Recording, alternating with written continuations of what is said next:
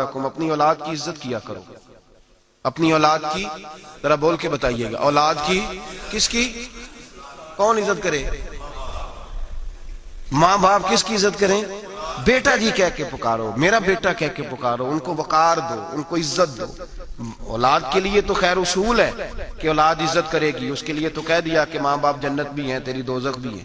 لیکن ماں باپ کو بھی حکم ہے کہ بچوں کے لیے اعزاز کے جملے استعمال کرے. ہمہ وقت کا ڈانٹنا، ہمہ وقت کی تلخی یہ مناسب نہیں ہے.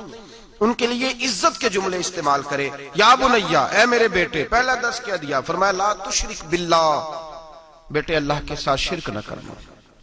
کیوں؟ ان الشرک لظلم عظیم، بے شک شرک بہت بڑا ظلم ہے. سب سے پہلی نصیحت اپنی ذات کے لیے نہیں کی.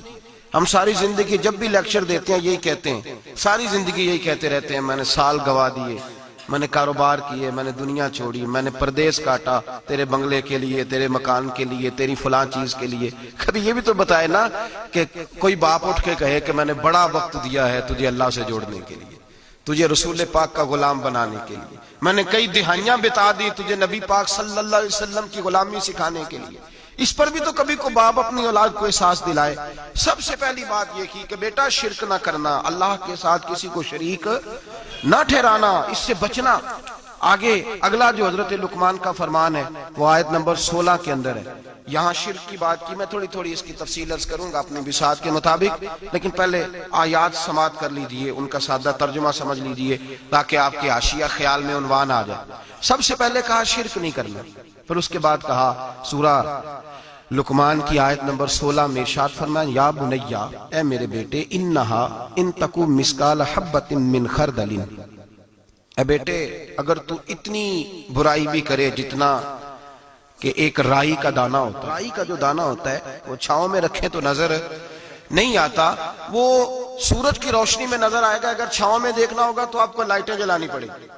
تو حضرت لقمان اپنے بیٹے کو نصیحت کرتے ہیں، کہتے بیٹے اگر تو رائی کے دانے کے برابر بھی گناہ کرے اور پھر وہ گناہ اس طرح ہو فَتَكُنْ فِي صَخْرَةٍ أَوْ فِي السَّمَاوَاتِ أَوْ فِي الْأَرْضِ، چاہے رائی کے دانے کے برابر گناہ ہو اور پہاڑ میں چھپا ہو یا زمین اور آسمان میں چھپا ہو تو کیا ہوگا؟ اپنے بیٹے کو سمجھا رہے ہیں. کہتے ہیں یاتی بہ اللہ، اللہ پھر بھی اس کو نکال کے لے آئے گا. تو یہ نہ کہنا کہ میں کو پاپی ہوں، میں نے کو بینک لوٹے ہوئے ہیں، میں نے کو قتل کیے ہوئے ہیں. فرمایا رائی کے دانے کے برابر بھی، اپنے بیٹے کو کہہ رہے ہیں رائی کے دانے کے برابر بھی اگر تو نے گناہ کیا تو اللہ اسے بھی لائے گا.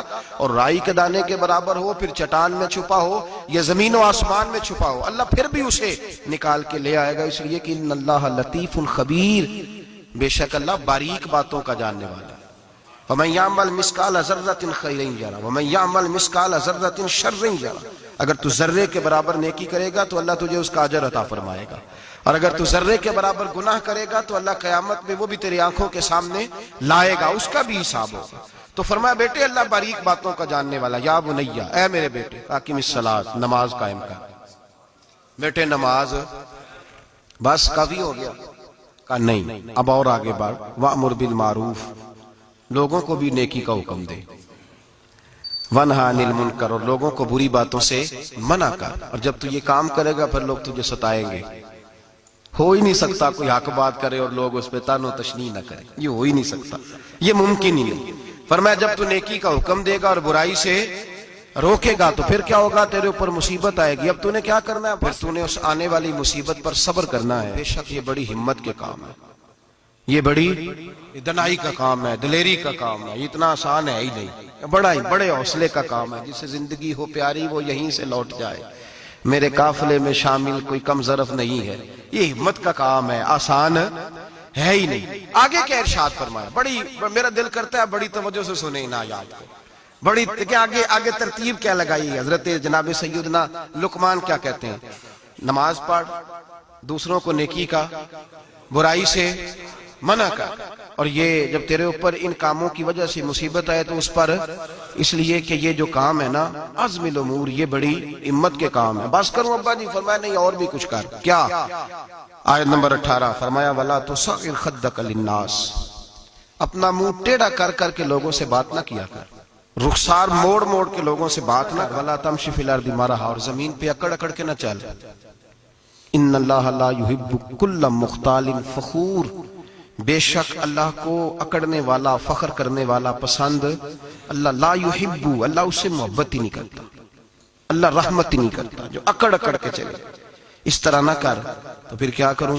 آیت نمبر 19 شروع ہو گئی، وقصد فی مشیک، درمیانی چال چل، واغضض من صوتک، اپنی آواز پست رکھ، اپنی آواز جو اعلیٰ ظرف ہوتے ہیں ہمیشہ جھک کے ملتے، سراہی سرنگوں ہو کر بھرا کرتی ہے پیمانے، اس طرح کر کے تو درمیانی چال چل اور اپنی آواز کو وغضض من صوتک، اپنی آواز کو پست رکھ، اس لیے کہ ان انکر الاصوات لصوت الحمیر، اللہ کو جو آواز سب سے ناپسند ہے اور سب سے بری آواز ہے وہ گدھے کی آواز ہے۔ چلا چلا کے نہ چل، تو ضدی ہو گیا تو اب شور نہ کر، یہ تربیت ہے اپنی اولاد کے لیے۔ سب سے پہلے ارشاد فرمایا جا رہا ہے کہ تو نے شرک نہیں کرنا۔ شرک بھی دو قسم کا ہے، ایک تو شرک وہ ہے کسی نے اللہ کی ذات میں شریک بنا لیا کہ یہ بھی ساتھ شریک ہے، اور ایک شرک اصغر ہے، ریاکاری، دکھلاوا، نماز اللہ کی پڑھنی